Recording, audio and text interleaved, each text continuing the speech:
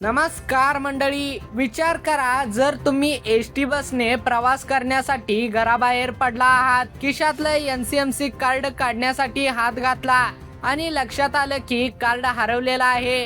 काही तासांनी कळतं की कार्ड मधील पूर्णपणे पैसे संपलेले आहेत. धक्कादायक गोष्ट म्हणजे यासाठी कोणताही OTP आला नाही, पिन मागितला गेला नाही आणि व्यवहाराचा एकही मेसेज सुद्धा वेळेवर मिळाला नाही. मग पैसे गेले कसे? आजच्या या व्हिडिओमध्ये मी तुम्हाला सांगणार आहे. हा फक्त धोका नाही, तुमच्यासाठी बातमी आहे. त्याचबरोबर कार्ड कसं काढायचं, त्याची फी किती आहे, अर्ज कुठे करायचा, कार्ड हरवल्यानंतर नेमकं काय करायचं आणि कोणत्या 5 चुका टाळायच्या, हे सगळं सविस्तर सांगणार आहे. त्यामुळे हा व्हिडिओ शेवटपर्यंत नक्की पहा. आपल्या चॅनलवर नवीन असाल तर आत्ताच आपल्या लावा ताकद मराठी या न्यूज चॅनलला सबस्क्राईब करा. चला तर वेळ वाया न घालवता व्हिडिओला सुरुवात करूया. नमस्कार मंडळी, स्वागत आहे तुमचं आपल्या लावा ताकद मराठी या न्यूज चॅनलवर. सर्वप्रथम मूळ गोष्ट समजून घेऊ. एनसीएमसी म्हणजे नेमकं काय? अनेकांच्या मनात हाच प्रश्न दडलेला आहे. तर त्यांच्यासाठी कमी वेळात जास्तीत जास्त माहिती सांगण्याचा प्रयत्न करतो. नॅशनल कॉमन मोबिलिटी कार्ड हे एक रुपये आधारित स्मार्ट कार्ड आहे, जे प्रीपेड वॉलेट म्हणून किंवा बँक खात्याशी लिंक करूनही वापरता येतं. या एकाच कार्डवर एसटी, बस, मेट्रो, रेल्वे, टोलनाका, पार्किंग आणि काही ठिकाणी किरकोळ खरेदी करण्यासाठी हे कार्ड वापरले जाते. महाराष्ट्र राज्य मार्ग परिवहन महामंडळाने म्हणजेच MSRTC ने हे कार्ड महिला, ज्येष्ठ नागरिक, अमृत ज्येष्ठ नागरिक, दिव्यांग त्याचबरोबर विविध घटकांसाठी हे कार्ड आता सक्तीचं केलं आहे. हे कार्ड काढण्याची सुरुवातीची तारीख ही 1 ऑगस्ट 2026 पासून लागू होणार होती, पण अनेक पात्र प्रवाशांना अजूनही कार्ड मिळालेलं नसल्यामुळे, तांत्रिक अडचणीमुळे आणि इतर कोणत्याही कारणांमुळे परिवहन मंत्री प्रताप सरनाईक यांनी ही मुदत आता 1 ऑगस्ट वरून डायरेक्ट 1 सप्टेंबर 2026 पर्यंत वाढवली आहे. म्हणजे ज्यांनी अजून कार्ड काढलेला नाही त्यांच्यासाठी अजून थोडा वेळ शिल्लक आहे. पण हे कार्ड लवकरात लवकर अनिवार्य होणार आहे, हे लक्षात ठेवा. तर मंडळी, हा व्हिडिओ शेवटपर्यंत नक्की बघा, कारण मी शेवटी असं काही सांगणार आहे जे ऐकून तुम्हाला देखील धक्का बसेल. तुमचे पैसे जाऊ नयेत यासाठीच हा व्हिडिओ लक्षपूर्वक बघा, पळवून बघू नका, ज्यामुळे तुमचं नुकसान होऊ शकतं. त्याचबरोबर हे पाऊल का उचललं गेलं, हे कार्ड का काढावं लागत आहे, तर याचं कारण लक्षपूर्वक ऐका. कारण कागदी पास, चिठ्ठ्या आणि सवलतीच्या कागदपत्रांचा गोंधळ मोठा होता. काही वेळा सवलतींचा गैरवापरही व्हायचा. डिजिटल कार्डमुळे प्रत्येक व्यवहार ही नोंद राहते. त्याचबरोबर पात्र प्रवाशालाच म्हणजे योग्य व्यक्तीला योग्य सवलत मिळते. त्याचबरोबर आता मी तुम्हाला असं काही सांगणार आहे जे ऐकून तुम्हाला देखील वाटेल, अरे हे तर आम्हाला माहीतच नव्हतं. तर ही गोष्ट आहे कार्ड कसं काढायचं आणि किती पैसे लागतात. आता अनेकांच्या मनात प्रश्न पडला असेल की हे कार्ड नेमकं कुठं आणि कसं काढायचं. सध्या ऑनलाईन पद्धतीने कार्ड काढता येणार नाही. यासाठी तुम्हाला जवळचे एसटी बस स्थानकावर म्हणजेच एसटी डेपो मध्ये किंवा महामंडळाने नेमलेल्या अधिकृत एजंटकडे जावं लागणार आहे. ग्रामीण भागातील प्रवाशांची सोय व्हावी यासाठी हजारो अधिकृत एजंट नेमण्यात आलेले आहेत. त्याचबरोबर अर्ज करताना साधारणपणे खालील गोष्टी लागतात. पहिली गोष्ट म्हणजे आधार कार्ड, दुसरी गोष्ट म्हणजे मोबाईल नंबर, तुमचा चालू असलेला मोबाईल नंबर आणि मोबाईल त्या ठिकाणी लागणार आहे. तिसरी महत्वाची गोष्ट म्हणजे संबंधित सवलतीचा पुरावा, तुमचं आधार कार्ड या ठिकाणी दाखवावं लागेल.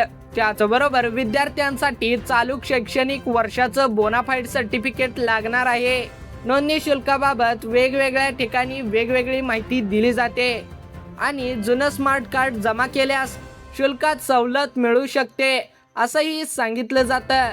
तर मंडळी, जर तुम्हाला नवीन कार्ड काढायचं असेल तर त्या ठिकाणी तुम्हाला फक्त आणि फक्त 200 रुपये लागणार आहेत.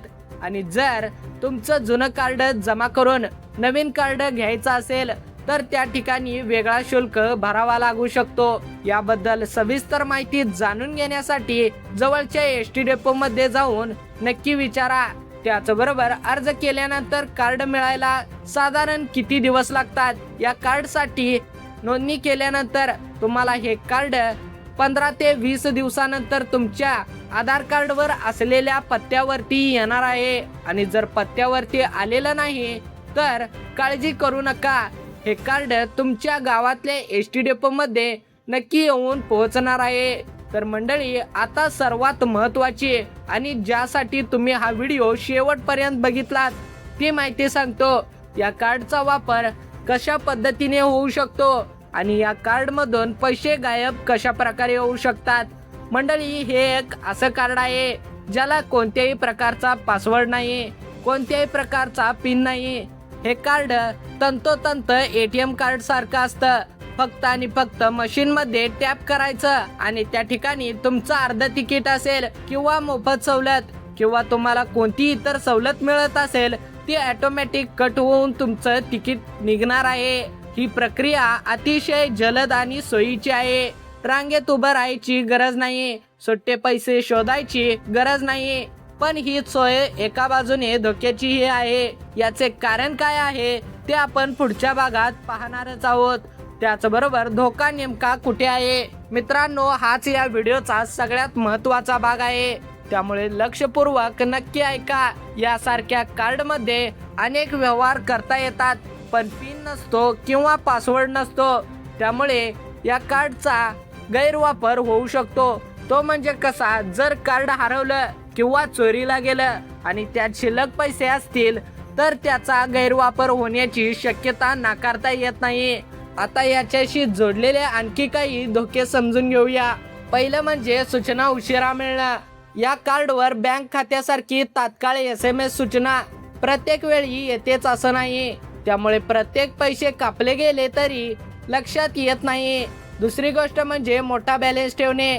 जितकी रक्कम कार्ड मध्ये जास्त असते त्याचबरोबर तितकीच आपल्याला संभाव्य नुकसान जास्त असणार आहे। उदाहरणार्थ, कार्ड मध्ये 5,000 रुपये असतील तर ते हरवलं तर मोठं नुकसान होऊ शकतं, पण त्या जागी कार्डात फक्त आणि फक्त 200 ते 500 रुपये असतील तर नुकसान तेवढंच मर्यादित राहतं।